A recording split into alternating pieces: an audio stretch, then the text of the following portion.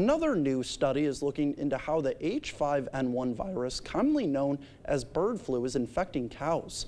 According to a new preprint study, researchers found that cows have the same receptors for flu viruses as humans and birds. Scientists fear that this new research shows that cows could be mixing bulls and help the virus learn how to better spread amongst people.